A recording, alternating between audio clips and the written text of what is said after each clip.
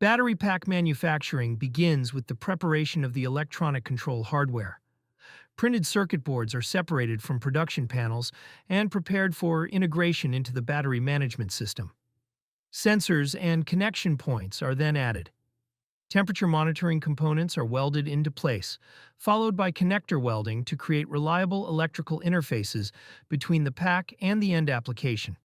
At the same time, battery cells are inspected and sorted to ensure consistent performance and capacity across the pack. Once qualified, the cells move into the welding process, where laser welding creates strong, low-resistance connections between cells and bus bars. The pack structure is assembled and welded, forming the electrical and mechanical backbone of the battery system. Conductive materials are applied where needed to improve current flow and enhance thermal performance.